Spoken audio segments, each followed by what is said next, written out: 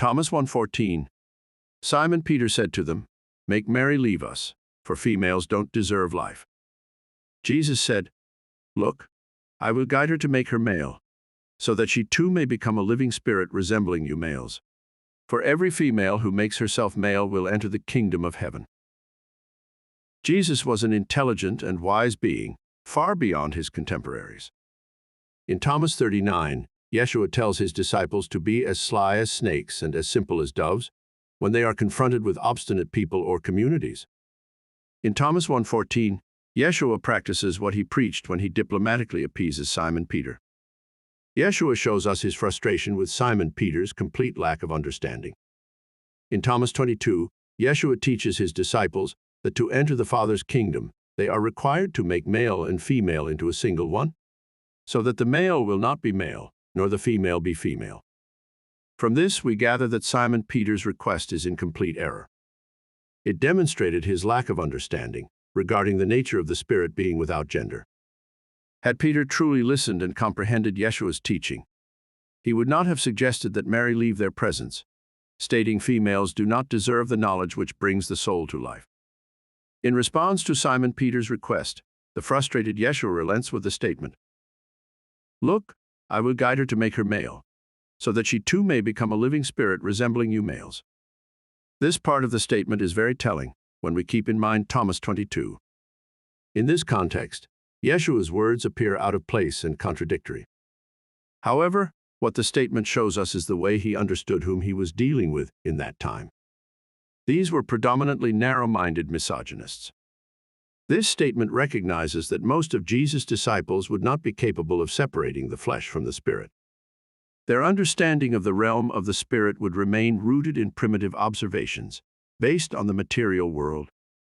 Their primal desire to assert their gender-based dominance is another aspect of the line we see in Thomas 7.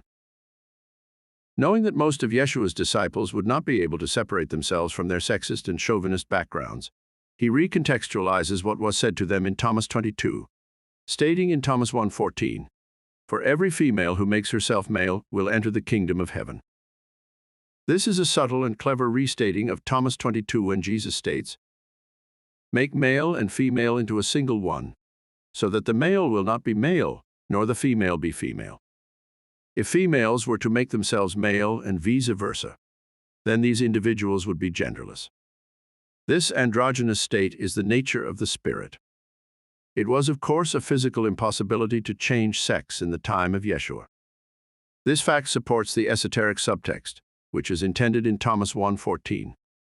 It is a subtext that was incomprehensible to most of Jesus' contemporaries. It is an appropriate metaphor to have this saying at the end of the Gospel of Thomas.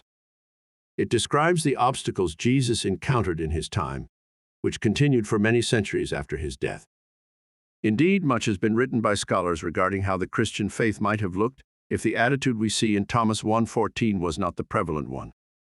Perhaps the Christian orthodoxy would have been a progressive and inclusive group of institutions, which nurtured the growth of the individual soul.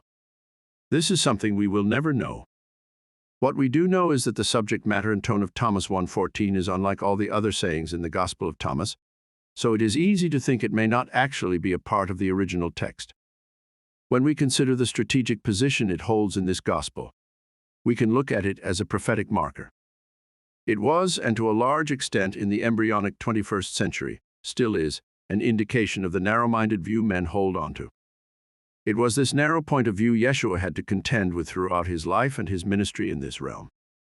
Having this particular saying at the end of the Gospel of Thomas should remind the reader of the reasons why this Gospel was delivered in such a cryptic manner. Through the puzzling language and obscure symbols in the Gospel of Thomas, these teachings were protected. They were protected from those who could be consumed by the lion, the thing that represents the nature of this realm and the people who were or are ignorant. Thomas 7.